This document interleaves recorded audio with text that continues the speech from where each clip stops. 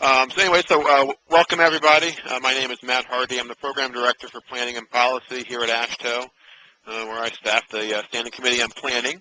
And today's webinar is on freight planning, and Standing Committee on Planning and the Subcommittee on Policy want to sort of get us all together to sort of talk about what we can be doing with regard to freight planning. I'm going to let Sandy do more of the introduction. I just want to say a couple of logistical things. First off, if you can press *6 to mute your line, we would really appreciate it. And if you would, please don't put us on hold. Some of your organizations have beautiful music on when you put us on hold, and we would rather not hear that. If for some reason there's a lot of background noise, I will hit *5. And it puts us into what we call lecture mode. And at that point, everybody's lines will be muted. The speakers, they would press *6 to unmute their individual lines. And when we get to the actual discussion portion, we have about 30 people on. I think that we're safe with sort of just having an open discussion. We don't have 200 people or anything. So I think just asking questions and stuff at the very end would be just fine. So at the very end, when we're done with the presentations, you'll hit *6 to unmute yourself if you want to make a comment, ask a question, and that sort of thing. We will be recording this, just so you know. We'll make the webinar available through the Standing Committee on Planning website, which is at planning.transportation.org. If you want to review it, I will also be sending out the slides at the conclusion and make those available on the Standing Committee on Planning's website as well. So I'm going to turn it over to Sandi Kohrs, who's the CDOT Planning Director, and she also chairs the Standing Committee on Planning's Subcommittee on Policy. So, Sandy, I'll turn it over to you. Okay, Matt. So I want to say hello to everyone, and thank you for joining us on this webinar. As Matt said, my name is Sandi Kohrs. I'm with the Colorado DOT and also serving as the chair of the Scope Policy Subcommittee. And so this webinar was sponsored really by the Standing Committee on Planning in response to its member request to have some focus on this topic area. I'm waiting for that slide to come up. So the Standing Committee on Planning has a strategic plan, and one of the key elements in that plan is the advancement of the state of the practice in planning. And freight planning is an area that many states have worked on, but the general consensus among the scope members was that this area isn't as well developed as some of the other planning focus areas, and that it would be beneficial to interface with some of the other committees that work on this, and those are mostly in AASHTO or TRB, so that we could exchange information, share knowledge, and improve the planning side of this business. The members also wanted to provide a structure to foster that knowledge and sharing so that states that are further along in this area could share their experiences, and then those that are developing a program might have a forum to ask questions or identify problem areas that could even be good candidates for national research or guidebook development and so forth. So that's why we decided to organize this webinar. We're hoping to have some additional webinars in the future on the same topic, and one of the things we'll be asking you to help us with is to shape what those future webinars might look like. So based on those conversations that we've been having in the planning community and on the emphasis on freight that we all saw in the MAP 21 bill, the policy subcommittee decided to go forward with this first webinar and direct it primarily at the planning staffs at the DOTs, but I recognize that others may be on the line or have received the invitation. That's great. We've reached out to speakers from key organizations to share some information with us today about the current state of research in this area and also what FHWA and AASHTO are working on and doing to advanced knowledge and tools that could be used in freight planning. So we hope that you'll get a good amount of information about what's going on today or what's in place today in this first webinar. So we do want to have your participation at the end to ask questions and help us shape future topics. So with that, I want to introduce our key speakers for today. We have Leo Penne from AASHTO, who's the Director for Freight Transportation and Economic Development. He is the staff lead for the committees on rail, maritime, trucking, and intermodal transportation. And he also serves as a liaison with industries having a significant interest in freight movement. Leo has had several positions related to economic development, housing, commerce, and policy analysis in his career. We also have Rolf Schmidt speaking today from FHWA. He's the acting director of FHWA's Office of Freight Management and Operations. His career includes positions in the Bureau of Transportation Statistics, DOT's National Transportation Policy Team, FHWA Policy Office, and the National Transportation Policy Study. Has been associated with transportation and data and planning since age 8, he tells me, when he counted movements for his mother, who was a policeman. David Plazak is with TRB and a senior program officer with the 2nd Strategic Highway Research Program, fondly known as SHARP-2. And he manages SHARP-2 projects related to highway capacity. His previous work was with the Center for Transportation Research and Education at Iowa State University, where he specialized in access management and taught transportation planning and policy. Prior to that, he operated his own consulting practice and worked for the Iowa Department of Economic Development and Transportation. So with that, I'm going to turn it over to our first speaker, and again, there'll be time for questions at the end. This is Matt. Just real quick, for those that just joined us, if you could hit *6 to mute your phone, that would be great. Thank you.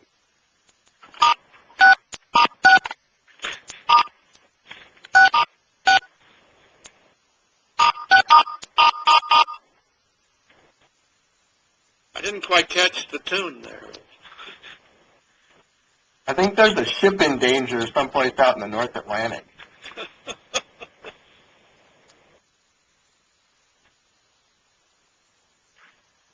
So, Leo, I think you're up. Okay. I'm up. I'm Leo Penne.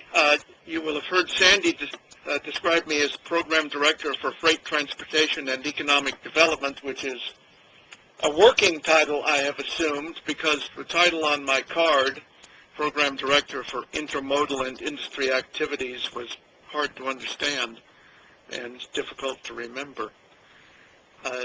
I am responsible, though I don't do all the work. Chris Smith is also on this call of the AASHTO staff, but I'm responsible for AASHTO's freight committees. And AASHTO's freight committees include the Subcommittee on Highway Transport, the Standing Committee on Rail Transportation, the Standing Committee on Water Transportation, and the Special Committee on Intermodal Transportation and Economic Expansion. And I start talking about the committees because the AASHTO freight work focuses on the committees, and the committees, of course, are membership groups. And they, for the most part, are people from the DOTs who have program responsibilities. So the rail director or other rail staff, for highway transport, which is a subcommittee of the Standing Committee on Highways, those who are commercial vehicle directors or size and weight managers or possibly oversized, overweight permitters. So as I say, they are state staff who are program and operation staff, and for the most part, not planning staff, though we do have regular participation from particular states of people who are in the planning offices or divisions. I mentioned that the Subcommittee on Highway Transport is a subcommittee of the Standing Committee on Highways, and there's a good deal of interaction between that subcommittee and other of the several hundred subcommittees of the Standing Committee on Highways. And the Special Committee on Intermodal Transportation and Economic Expansion was created about 10 years ago, and the intent was to create a forum where you could address general issues related to freight transportation and get above or overcome the modal silos or divisions. And the previous vice chair of the Special Committee on Intermodal Transport was the chair of the Planning Committee, Deb Miller. And we encouraged that because we thought that the link was important, and Secretary Miller's participation, in fact, was quite valuable to that committee. The committees do an annual meeting and Washington meetings, and on the slide you will see kind of general categories of agenda items at those committees and oriented towards who else participates. So depending on the committee, we have a number of federal agencies. We have very substantial industry participation. We have research participation, whether it be TRB, university, or industry. And the meetings, in fact, tend to be heavy and substantive and dealing with issues that are important in the particular modal or policy area. And the committees, of course, have the policy development responsibility. Over time, the committee meetings have really become national meetings. With the Rail Committee in particular, we have had attendance of 170 or so over the last few years, and 40 of that being state people, the remainder being industry, railroads, big and small, engineering companies, consultants, MPOs, and others. So it's something of a misnomer for these committees to think of them as simply committee meetings, but they have become broader and more inclusive.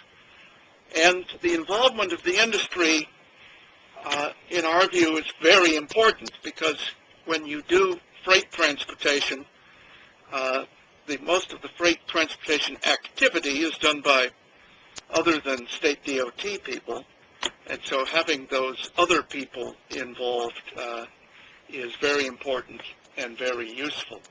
And on the screen at the moment, you're just seeing the covers of programs from recent meetings to confirm that we actually do have these meetings. 10 years ago, at the same time that the special committee was created, we created something called the AASHTO Freight Transportation Network. At that point, the AASHTO Executive Director, John Horsley, said, we'd really like to have a freight transportation program and not just the individual modal committees. So one step to doing that was to create a set of interrelated websites, or a general website with pages for each of the modal committees, which is called the Freight Transportation Network. And if you go there, you will find the cover page. This, by the way, is something Chris Schmidt is responsible for. You'll find the cover page, and then you can go to the committee sites. You'll find agendas, meeting proceedings, federal legislation, links to others, and a good deal of DOT information. And on the slide, if Matt, move forward one, we itemize some of the things, information items that you will find there, including freight plans, so that any and every freight plan that we're aware of there's a link on the page. Rail plans, the same, an inventory or catalog of rail programs, a catalog of short-line financing programs, and especially in the rail area, we have begun carrying on the website the questions and answers if a member of the rail committee, recently, for example, a member of the rail committee wanted to know about state-owned railroads. And so we put the question out with some detail, got the answers back, they're posted. And that kind of exchange, I think the members find to be particularly useful. And then you just see a front page here of the Rail Transportation Committee, and you can go to those committee sites and see for yourself. We have recently established something called the AASHTO Rail Resource Center, and the intent there is to provide professional institutional development for state rail staffs and programs, both freight and passenger, that is comparable, not the same scale, but comparable to that AASHTO provides for highway programs. So webinars, information sharing, workshops, peer-to-peer activity, and publications. And we have been responsible for a number of publications. The next slide will show simply covers of a few of them. The landmark AASHTO Freight Rail Bottom Line Report, the Unlocking Freight Report, there's a passenger rail report, but passenger and freight rail are impossible to separate, and other reports. We also do a good deal of collaborating, and there really should be a general slide here on collaboration. A lot of contact with the Federal Highway Freight Office, with TRB, and especially the Freight Cooperative Research Program, where we sit at ex officio on the Oversight Committee and participate in a number of the project committees. SHARP 2, a lot of industry involvement. There is something called the Freight Stakeholders Coalition in Washington, and AASHTO is a member and an active participant, and a good deal of other industry involvement. There have been 4 or 5 international freight scans.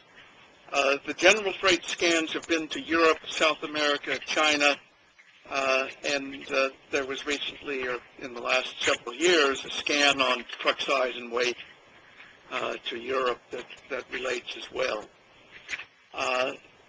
We have, as I said, a package or a collection of products and activities, which I have mentioned above, but we have more going than we can possibly manage at the moment. So freight is alive and well at AASHTO. Later we're going to, at the end of all of the presentations, pick up on some of challenges facing the Freight Transportation Planning Combine. And at least from the freight side, getting freight better integrated into the DOTs, figuring out how to do multi-state corridors, really integrating the private sector in useful ways with just planning and decision-making investments, doing some thinking across modes and some investment across modes, figuring out how we can actually get the data at all levels to fit together. And then we're looking at the possibility of implementing, if we get something like the Senate bill authorized, implementing a big freight program. So with that, I will pass the baton to Mr. Schmidt. Thank you, Leo. I'm very pleased to be talking with SCOPE. It's been a while since I've been to a SCOPE meeting. In my former life in the Bureau of Transportation Statistics, we depended on SCOPE very heavily to give us a sense of the kinds of data that are useful, that would be useful to provide from the national perspective. And now that our focus is on freight, clearly we've been dealing with it for a long time at the national level, but it's becoming increasingly an issue at the state and local level as well, as freight has become a bigger chunk of the traffic stream, and we continue to be concerned with, excuse me, the state of the economy. Freight is usually, certainly in the federal view, freight is part of our economic competitiveness goal, or health of the economy, or however it's phrased over the years. And it's an obvious link because all communities, all states in the country depend on freight to move the goods that make the economy happen, whether it's moving our manufacturing goods to market, or even in the services sector, being a consumer of goods. And in spite of the obvious downturn we've had in the last couple of years, I mean, 2007 was a peak year. The volume of freight dropped off for a couple of years, but it started to bounce back. It's almost back to 2007 levels now, and we see it continuing to grow at at least 1.5% per year into the foreseeable future, partly because there are more people demanding goods, and partly because the way in which we move goods, we tend to generate more transportation activity per amount of stuff we're moving when we have things like just-in-time manufacturing processes and the like, and when we're dealing with higher valued goods. In the next slide, we have a couple of our, some of you know, love our favorite maps that show where the freight tonnage moves in the country, by all modes, and the lower map by highways in particular. And obviously with the growth in freight, it's a wonderful double-edged sword when it comes to congestion. We are contributing more and more to the nation's congestion problem, and freight is increasingly disrupted by the congestion, particularly on the highway system, which is increasingly important since so many logistical systems are now depending on just-in-time and very closely timed delivery. It's not so much travel time, but reliability that really matters for a lot of suppliers. But also, obviously, as freight continues to grow, it generates more environmental issues, more safety concerns, and it becomes a core in the conflict between the need for interregional travel, interregional commerce, and the desires of local communities who don't always, they love to see what trucks bring to their community, they just don't like to see the trucks going through their community, which becomes one of the fundamental challenges, I think, for state and local planning. Now, freight is very different from passenger travel, so where a lot of traditional planning methods, models, and so forth have come from. Obviously, we deal with a somewhat different set of modes. You don't move many passengers by pipeline. We deal with much more volatile economic conditions that affect demand, especially as we've seen in the last few years. And a lot of freight activity can move quite readily. In fact, I suspect from a state and local perspective, big concern is trying to hang on to the freight you've got, because that freight is a reflection of the employment and economic base. And that employment and economic base involves a lot of very different industries. When you look at passenger travel, the reason why things like the gravity model works so well to describe passenger travel is that people tend to behave in very similar patterns. But trying to average out the logistical requirements of a farm, a steel mill, and a clothing boutique, and you see there's incredible differences, and they don't average out very well. And one of our big challenges, I think, in freight planning is to figure out how we collect all these different and sometimes competing needs and figure out how to serve them in our own jurisdictions. We have, in federal highways, we spent a lot of effort just trying to measure how much freight is out there and try to identify bottlenecks and see where problems are. But we are also trying to look at tools to help deal with a lot of the freight issues that are facing planners, whether it's trying to figure out what kinds of investments in the transportation system are useful to help meet the logistical needs of your local businesses and keep them at home. Ways to deal with all that external traffic that freight generates. In some states, the majority of traffic, of truck traffic, involves stuff coming from some other state and going to some other state, and you just happen to be in the way. Well, how do you accommodate it? Of course, with concern for energy and the like, often we talk about the desire for modal diversion, get more use out of railroads. It's an interesting parallel to the urban question of can we get more people to use transit. But also in the world of trucks, we have some real interesting challenges in the world of truck size and weight, a long-time national issue, and it's an issue in several states, and a real challenging one because it's a highly controversial question of competing interests between economic concerns, modal concerns, safety concerns, and infrastructure preservation concerns. Major challenge.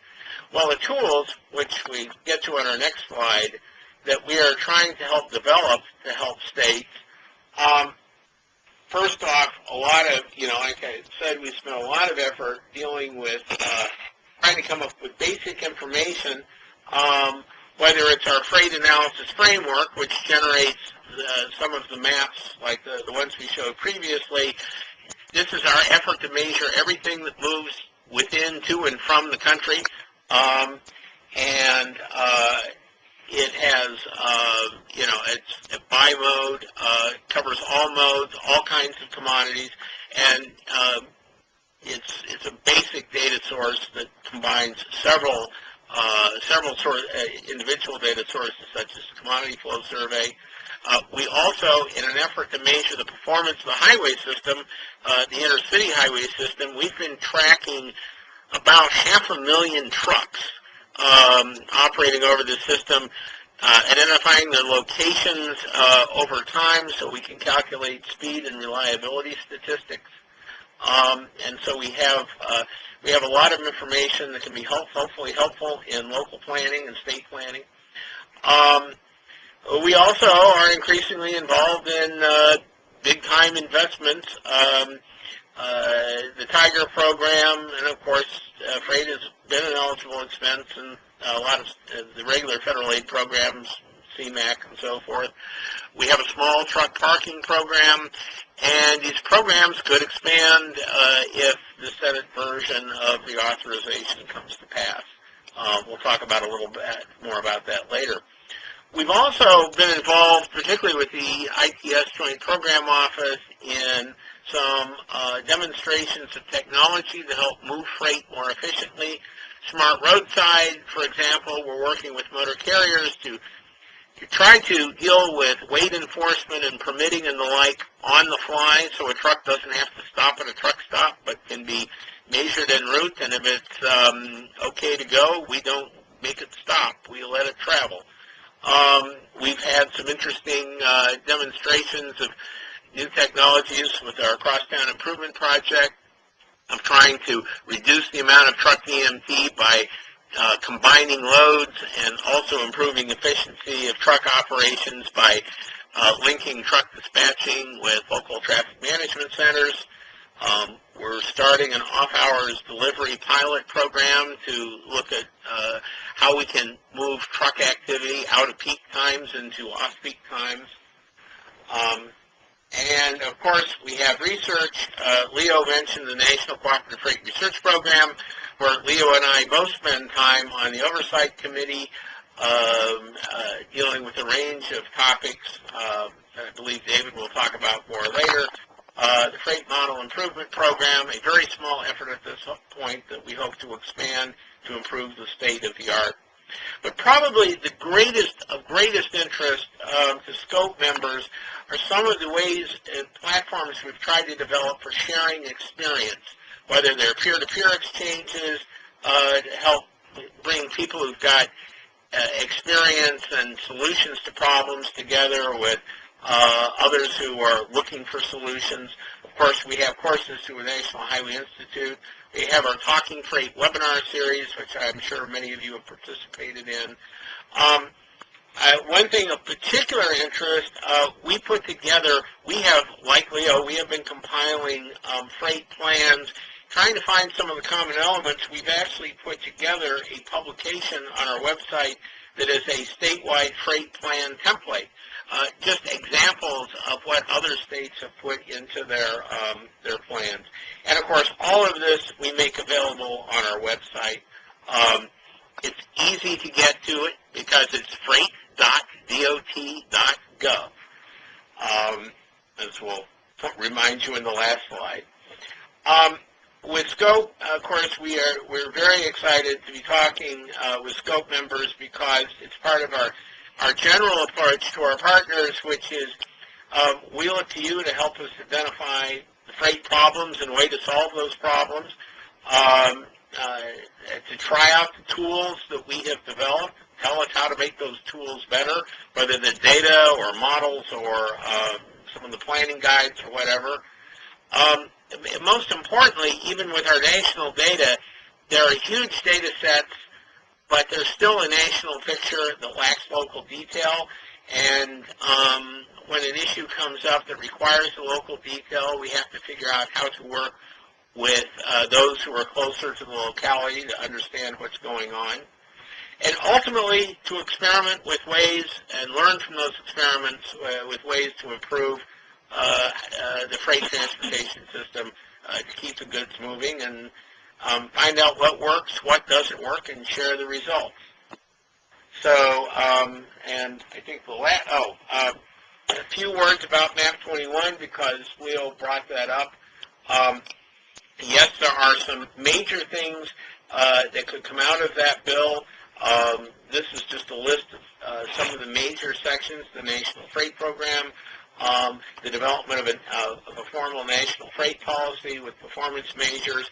A lot of the planning elements in it, there are some that are focused on national planning, some of the planning elements that would be added to statewide planning, which talk about giving the choice of either doing standalone plans or integrating into regular statewide plans. There's also an element in the proposed legislation that would require the development of analytical tools to support investment. And we will probably end up doing a truck size and weight study of some kind in the years ahead, which is always a controversial and challenging question, but very important to the highway program. So a lot of things that are in the possible future. Of course, it depends what ultimately gets passed. As I said, our website, this address is a portal to all the department's freight websites. And if you go to that and you click on the Office of Freight Management and Operations, that will lead you to all the data, the resources, the statewide freight plan template, and the like. And it's all there for you to use. And as you use it, please tell us what you think, and so that we can make those services better. And with that, I'll turn it to David. Okay. Thanks, Rolf. Thanks, Leo. Thanks, Sandy. Thanks, Matt. I think I didn't forget anybody here. What I'm going to try to do is just give you an overview of TRB activities that relate to freight planning. So what I did was I kind of went on a little mining activity to try to pull out from TRB things that I think are the most relevant to freight planning. So I'm going to try to cover three things. One is technical activities, which is our committees and task forces. And I won't really talk much about the annual meeting, but a little bit about specialized conferences and workshops. Second thing, both Leo and Rolf talked about cooperative research. So I'll talk a little bit specifically about the National Cooperative Research Freight Research Program, And I want to thank Bill Rogers, who's the staff person on that program, for helping me out, kind of focus in on fewer things than maybe I would have. We do have cooperative research programs in several areas: highway transit, aviation, hazardous materials, freight, but I'm going to focus on freight.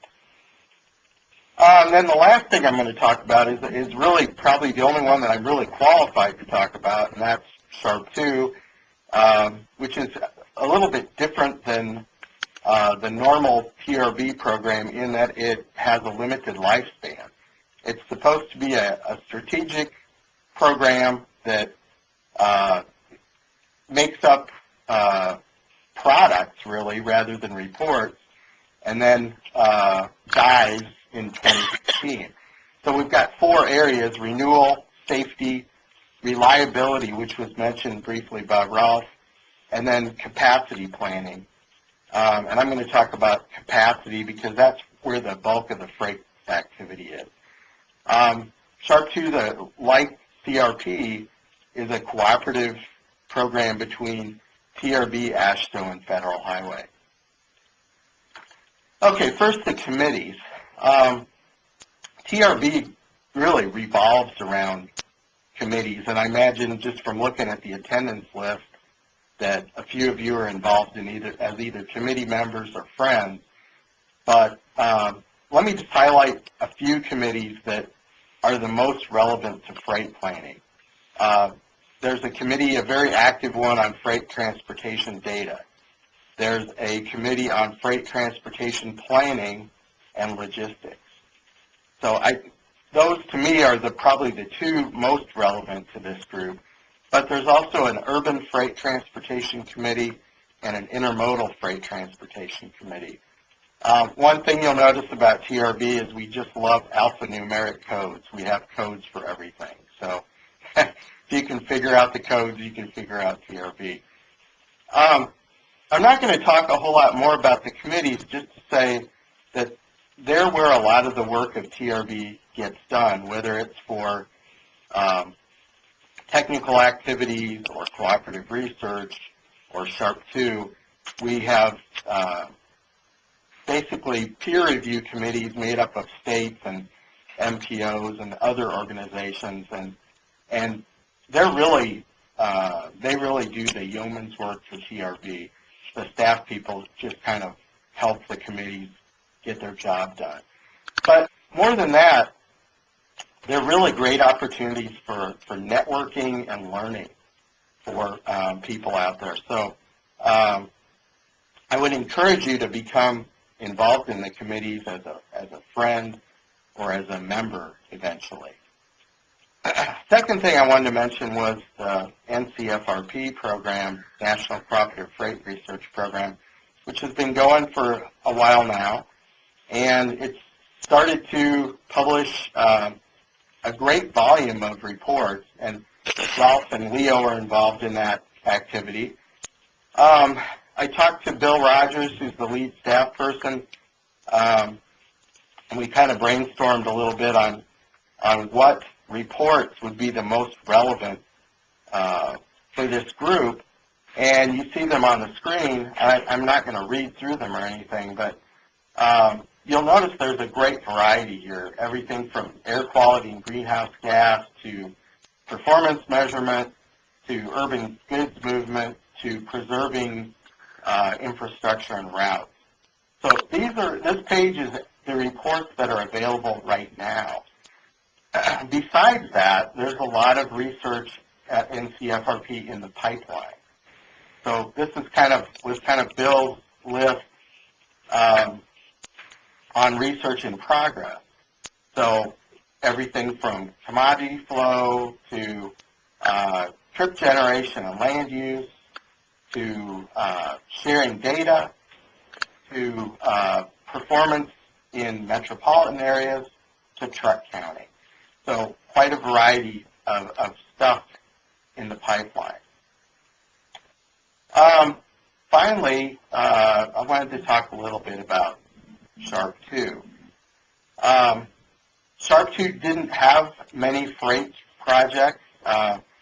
We actually, like everybody else out there, took a cut in our program over time through congressional action. We took the kind of the same cut that the DOTs did along the way. But we ended up focusing on two kind of interesting freight-related projects. One is completed, and we're waiting for the publication to come out. We took the word strategic, really seriously when we did SHARP 2, and we thought about what's really missing in the freight planning area. And we thought what was missing was a strategic plan on how to move freight demand modeling and data forward, how to greatly improve it. I think there was a consensus at the beginning of that project that freight demand modeling was really kind of in its infancy. It was behind passenger modeling, and there are good reasons for that. One, I think it's harder, as Rolf said. It's just a difficult task. But this report really asks what needs to be done to dramatically improve freight demand modeling, freight data, and then visualization ended up kind of coming along for the ride as an idea for how to communicate to decision makers. So that should be coming out shortly. We actually had a workshop right before the TRB annual meeting in January on how can we move this forward. This project and the other one I'm going to talk about next, both rated very highly when AASHTO looked and FHWA looked at which SHARP 2 projects should move forward quickest into implementation. Both the freight projects ended up in the top third of the SHARP 2 projects or products, so I think that's good news for this audience. Second project I want to talk about is kind of nearing completion. It's a guide for how to better integrate really the private sector freight stakeholders into planning for highway capacity. You may or may not be aware that our biggest capacity product is an online system for better planning called TCAP. You can see it at a website called transportationforcommunities.com.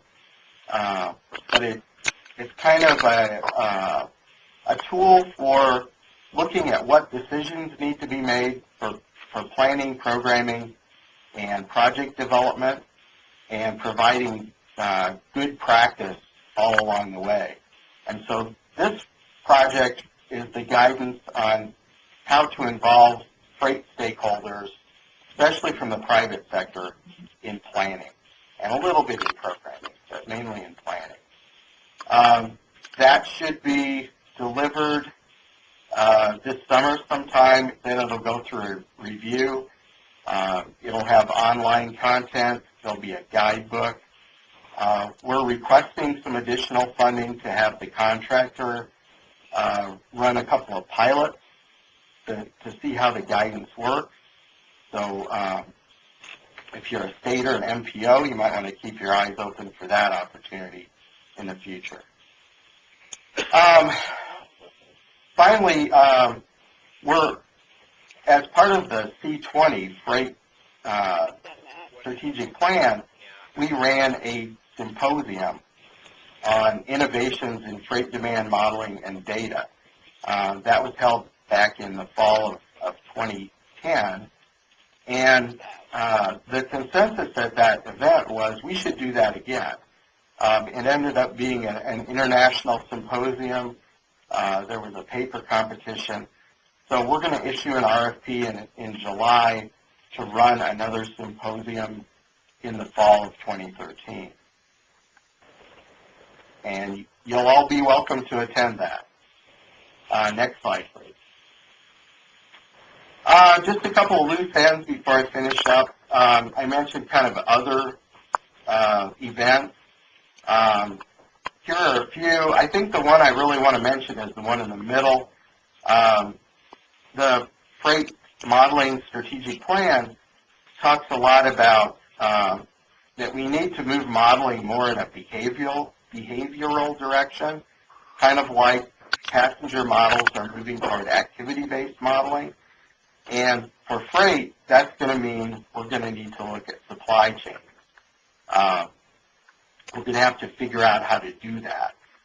And Sharp 2, TRB, Federal Highway, and some other folks are sponsoring an invitational workshop this summer to take a look at whether we can use private supply chain data for planning, programming, visualization, and the like. So it's kind of an exploratory workshop. Should be interesting. There should eventually be a proceedings for that. Hopefully we'll have something positive to say at the end of the day. So I think that's really all I wanted to mention on TRB freight planning activities. And Sandy, are you going to kind of lead the discussion, or Matt? This is Sandy. I think Matt's going to handle taking some questions from people or comments. Yep. So I'm going to one more slide here. So the purpose of this webinar, there are sort of four key things. Was have speakers from the key organizations address the planning side of freight, which we've done. And now we want to reach out to the transportation planning members and sort of get their thoughts on what can we be doing from the Standing Committee on Planning's perspective in this sort of intersection of freight and planning.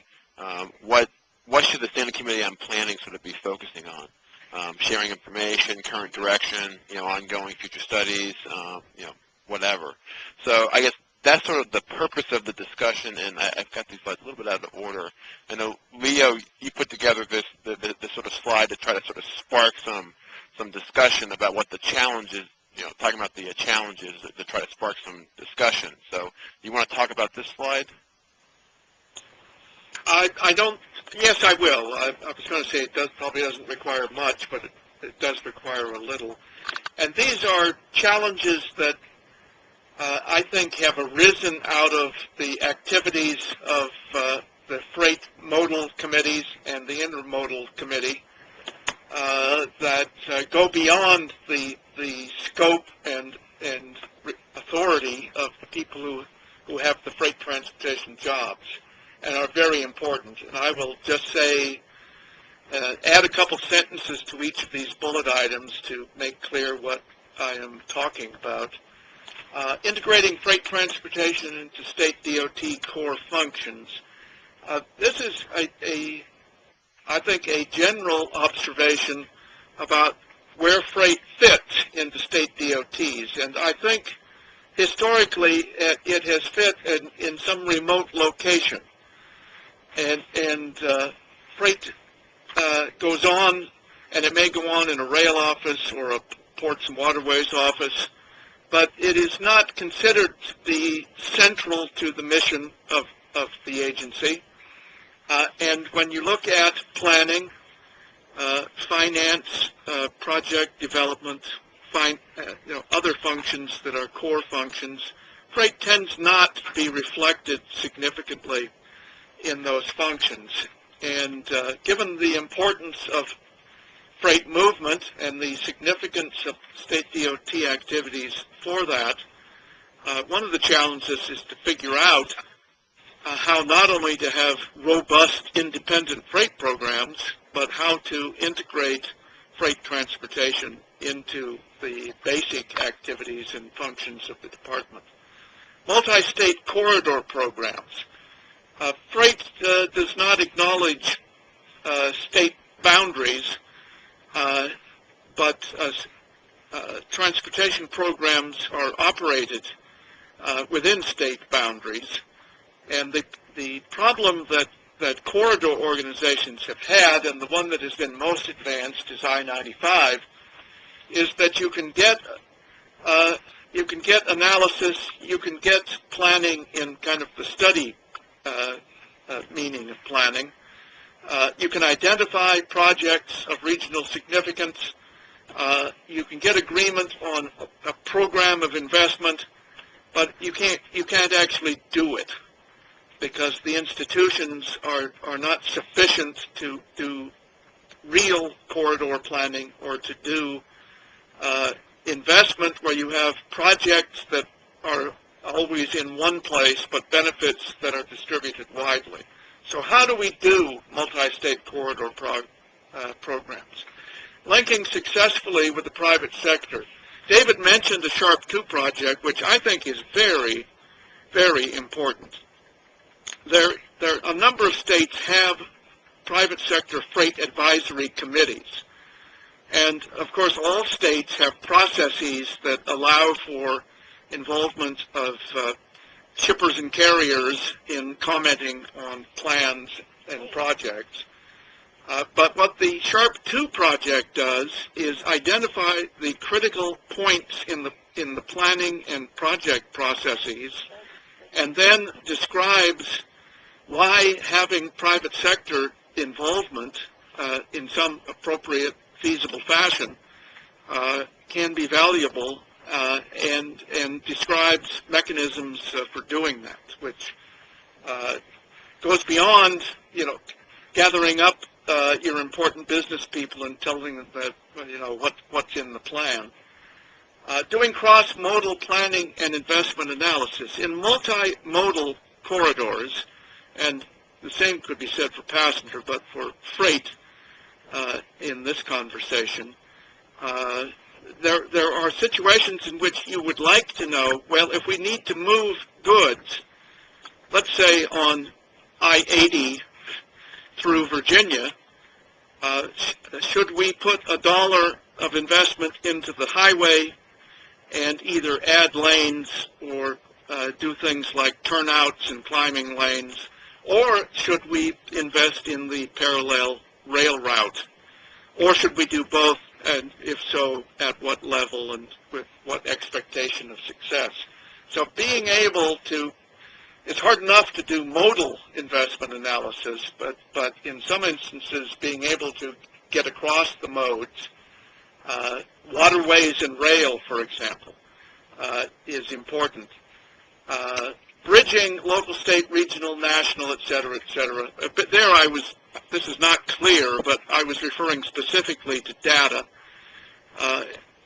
We do national data work, we do state data work, we do local data work, and it's very difficult to put it together so that you can get some integrated view. For example, we've had Tiger and before it programs of regional and national, or projects of regional and national significance, both of which have national and regional benefit as an important objective and factor, but figuring out how you do that in your project justification is difficult, and one of the reasons it's difficult is because of the difficulty of integrating data. And implementing reauthorization. If we in fact do get a significant freight program in the reauthorization, the long-term one-year reauthorization, it will ask a lot, explicitly and implicitly, of state DOTs, and it will ask a lot of coordination between state DOTs and the U.S. DOT, and between both the public sector and the private sector. So a big agenda should that actually eventuate. So I'm sorry, I spoke longer than I should have, Matt. That's okay. So I guess we just want to open it up now to any sort of questions people have, topics that again, that the Standing Committee on Planning, should be addressing. To kick it off, I know that Michelle Watkins from Missouri sent me an email prior to, I guess, a couple weeks ago when I sent out the email about this, asking to sort of the presenters to address some questions. I'm not sure if this addressed those questions, and the same thing with Bill Gardner from Minnesota DOT. So I have those in front of me if I need to sort of ask them, but I will hush and just speak up, I guess, if you have any thoughts or comments or questions or anything.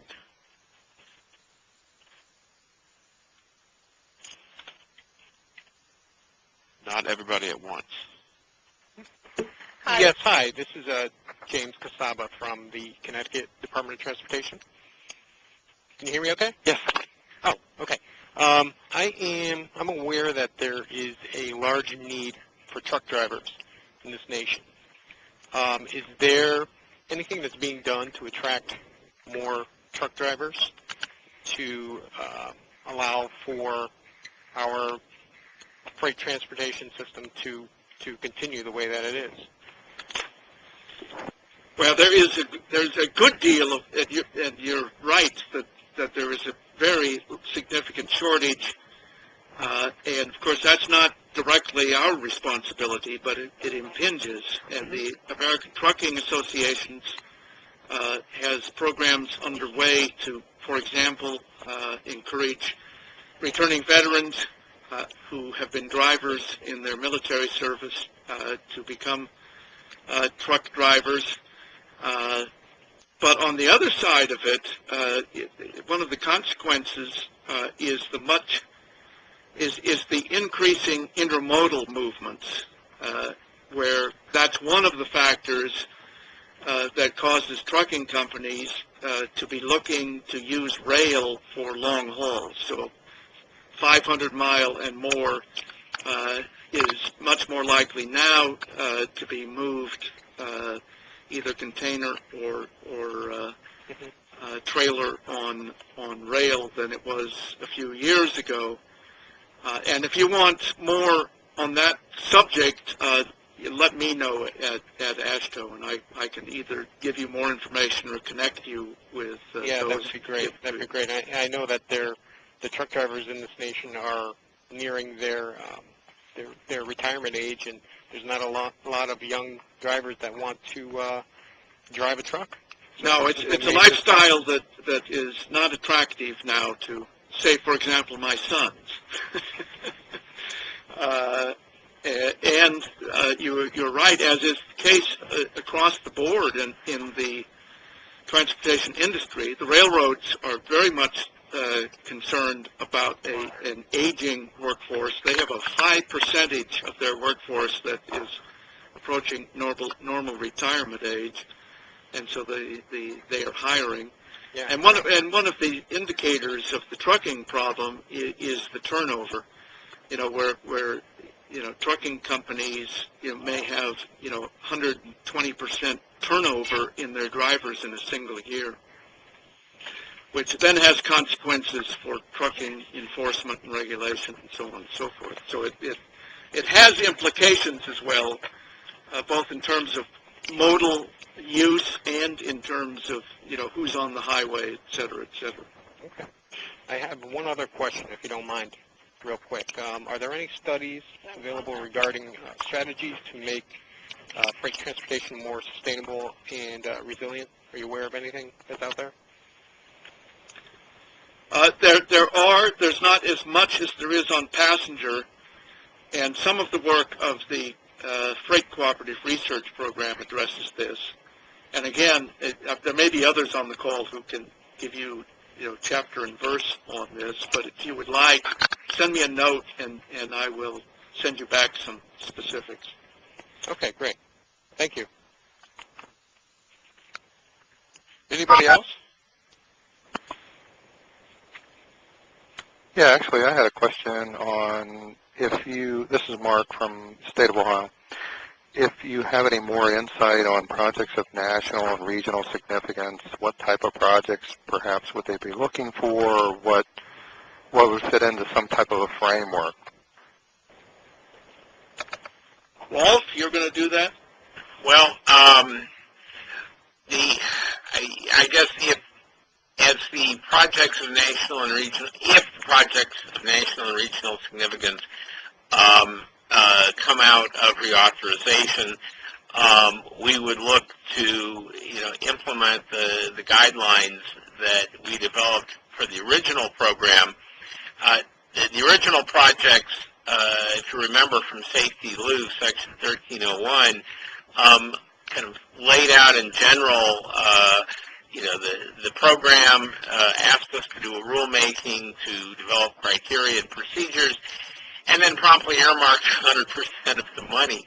So we have in place a framework to go ahead, but we do not have, that, like I say, that program was completely earmarked in its safety years. So we would be kind of looking to restart that if it is if it comes out of reauthorization.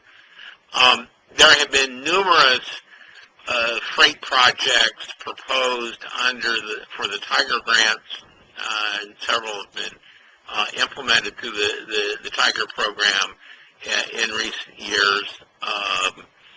And though the Tiger program is not specific to freight, and for that matter, projects of national regional significance was not specific to freight, but freight tended to be a large part of, I think, what the authors of that provision had in mind.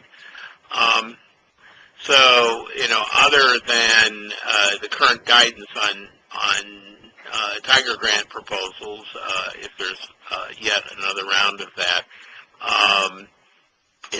we're looking at these kinds of projects as something in the future. There was a question from Laura Hutzel. Will the staff be working on state through movements as well as sub-state origins and terminations? We don't show through movements in the origin destination matrix, but other than international trade coming through gateways, exports and imports through gateways, we can show in the origin destination matrix. But in when we assign those flows to the network, at least the truck flows to the network, we do have ways of calculating how much of the traffic in each corridor or each state is through traffic rather than local or originating or terminating traffic. It requires some special analysis, but it can be done. There's another question from Joel Skelly from Kansas saying, where can someone find out more information about the truck parking program as well as what is happening with the, way inspection technology improvement plan, the Smart Roadside Initiative? And he says that we are seeing challenges with these two issues in Kansas, as I'm sure other states are experiencing. The truck parking program, we're just going through the most recent round of grant awards, is somewhere in the process right now. I believe there is some information on that, and particularly on the Smart Roadside program. If you go to our website, in the technology section, I believe there's a link to it. I'll route to our website and send the link to Matt so you can share it with the group. Okay. So those are all the questions that people have been sort of typing in. Again, I want to sort of bring up the concept of what anybody have thoughts or things that the Standing Committee on Planning through the various mechanisms that we can be doing. So we have a quick turnaround research program, the 836, NCHRP 836 program. We do capacity building. We do these webinars and stuff like that. So if you have any thoughts or ideas that, please let me know here, on this conference call, or, send an email to Sandy, send me an email or whatever. So still got time. We got all the time in the world, really. This is Bill Gardner from Minnesota DOT. A question, maybe a comment. Leo alluded to the fact that the level of freight planning activity and practice and commitment really varies tremendously from DOT to DOT and takes a lot of different forms and shapes. So I guess the question is, what can the Standing Committee on Planning do to try to stabilize and really help more DOTs establish a beachhead for freight planning in their organization, and for that practice, one that's going to have some lasting and sustaining commitment to it. And that could be professional capacity development, but I think it's as much about organizational commitment as anything else, and as Leo said, trying to integrate it into the rest of the organization. Yeah, Matt, this is Sandi. I guess along that line, I'm interested, and maybe Rolf can speak to this somewhat, on, how do we integrate freight planning more successfully into statewide transportation planning? And, sort of gets to what Bill is saying. Maybe it's organizational, but we have this statewide planning structure with regulations, and yes, everybody does it differently. And, maybe this template will help kind of set some framework and standards. But I'm interested in, are there some things happening out there that are particularly good examples, or what is FHWA? What would be a good integration of freight planning into statewide planning?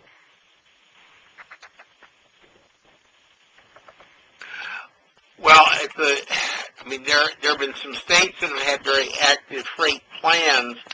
I'm not sure we've talked that much about how you integrate the plans. If MAP 21 pass or the provisions pass, one of the added challenges will be how you combine statewide planning, freight planning, and rail planning, which is yet a separate category with passenger and freight elements. They all overlap, and how can we do all three of those areas in an effective, integrated way? We've got examples of what states have done to date, some ideas on our freight professional development website, or part of our freight office website.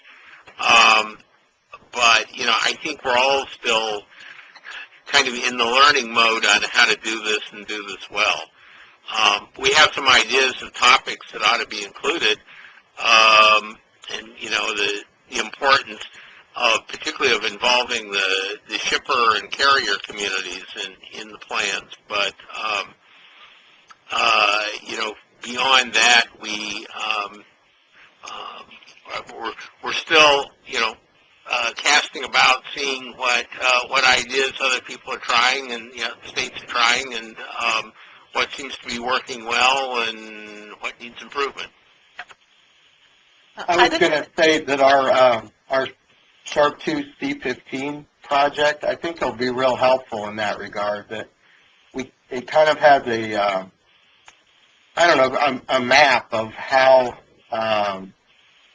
highway capacity planning moves forward through decisions, and you can use it for other modes as well. But it identifies the places where it's the most important to have freight stakeholder involvement, and what kind of involvement they would most appreciate.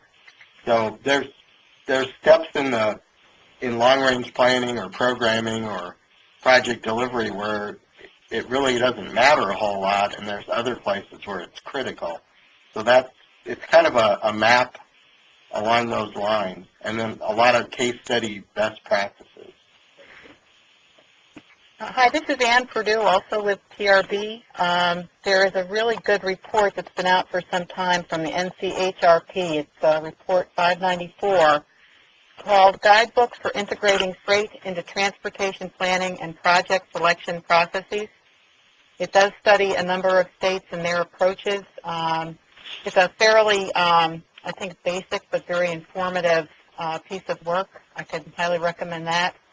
And some of our more recent cooperative freight research program reports include some additional guidance, including Report 16, Preserving and Protecting Freight Infrastructure and Routes.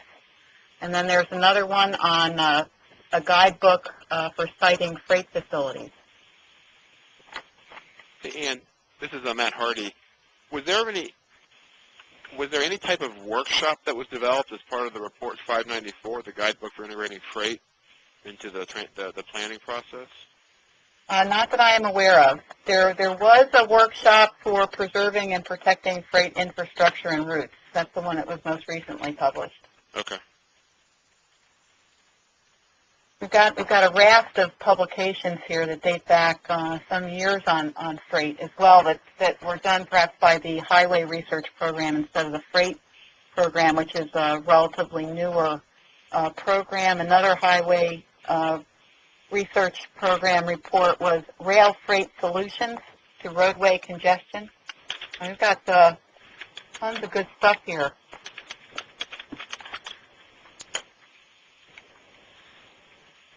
And I might also note that relative to an earlier question regarding freight and sustainability, we have a report on representing freight and air quality in greenhouse gas models. That's a Freight Research Project Report number 4. We also are going to have a UTC Spotlight Conference on Sustainable Energy and Transportation this coming November 8th and 9th in D.C. There is a specific track dedicated to freight systems and sustainability. And I know Lisa Randall just sent me a comment saying that FHWA has available the NHI Advanced Freight Planning course. So I guess for the state DOTs that are on the call, how many of you have, I guess, many of you are, I guess, from the planning office or got the email sent through your planning person. How aware are you of these products? How have you used them? Taken the classes, that kind of thing. Might be hard to ask on the phone, but.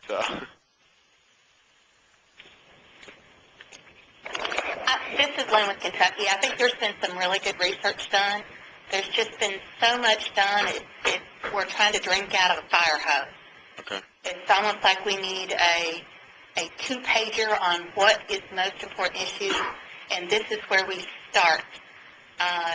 And with the existing data that we have, if I could have, my first 5 components that I need to do for a freight plan on a statewide basis, whether it's implementing, planning, or design, that's one of the things that would be helpful to me. And if it's out there, please let me know where. Matt, this is Ben Orsman from South Dakota. Hey, Ben. Most states have been doing, freight planning for a number of years in their statewide long-range plans.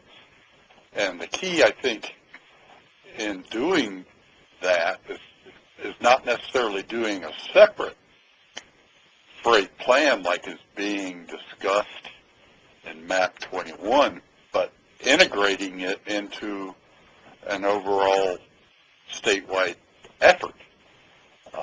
In order to do that, you really have to understand, the economy of your state and what is driving the freight that basically has origins and destinations within your state, and also then what I call through freight, and where is it coming from and where is it going. And if you understand those key elements, to me it's more important to get it integrated into your statewide long-range plan than it is to do a separate standalone freight element, because sometimes when you do that, it becomes harder to implement it because it's not integrated into all the other trade-off decisions that occur across all the other modes and all the other functions in addition to freight.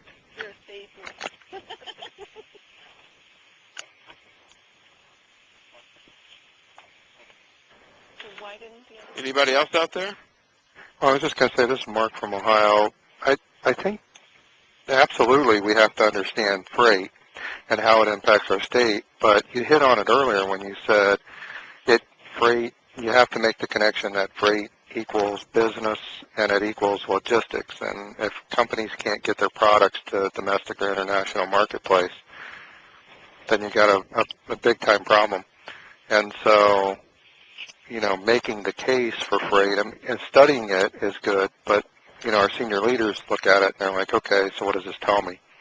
And then making that connection that how that freight, how freight connects to business and industry, and how the more freight-friendly your state is, the more business-friendly your state is, which leads back to what we're all striving for, and that's, better jobs and more jobs and, an increase in economy and turning the tide on things. So more of a statement than a question, I guess. Mark, Leo Penne, I understand what you're saying, and I would just recently it began to dawn on me that if you look at the freight traffic in traditional traffic terms, then, for example, the average across the country is, if you're looking at freight that is in international trade, either export or import, is something like 10 or 11%. But it could well be that 10 or 11% is worth disproportionately more to the economy of the U.S. and to your state. And currently, it's very hard to calculate the value of the freight movement in making decisions about investment. If you look at, I think ordinarily, the truck is a vehicle. It's 5 cars, and it is, it's buried in the data on speed and reliability. But it's very hard to actually break out of that some understanding of how important it is, and how important it is that it moves reliably, and what that translates into in terms that are not ordinary transportation terms, but are more, economic competitiveness or economic development terms. Yeah, I agree. That's you hit it right on the head, Leo. It's very difficult to sort that out. It's we're really we're such an import nation that we're really good at getting things into this country and distributing it quickly. But then trying to reverse that trend, it's almost like reverse engineering the system to then reverse engineer it to get things out. And that data is just really hard to come by and sort. Matt, this is Sandi again. I wonder if, that's an area that to talk about a little bit more and see what kind of research work might be useful.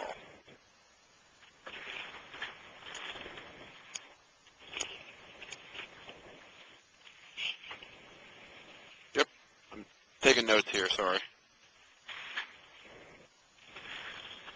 I guess the other thing I'm wondering is, could we arrange a webinar or a workshop on 594 and have some people really go through that a little bit and talk about what's in it and some of the key findings and highlights? Because I know if everybody's like me, we don't have time to read an entire report, but we'd appreciate a discussion about it.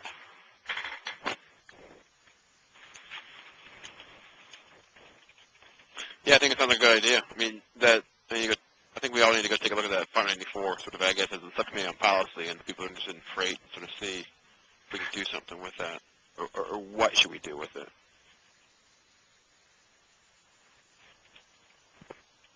This is Ann again. It's a pretty easy read because it's interesting. I mean, some reports are kind of Are you suggesting that some TRB reports are not interesting? No. But this one's especially fascinating.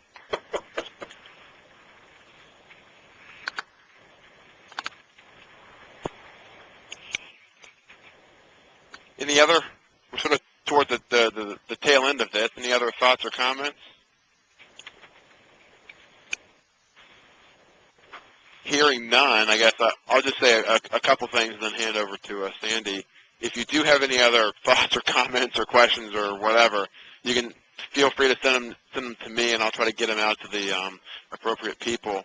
I know that for the scope members that are going to be attending our scope meeting May 22nd, 23rd in Denver, this whole idea of freight and planning is going to be one of our topical discussions to sort of bring up and again sort of see what should we be doing or what can we do. So we we use this as a sort of a basis to try to spur some of that discussion coming up in May. So we'll try to take some of these ideas to the table and try to figure out what we can do. So look for that.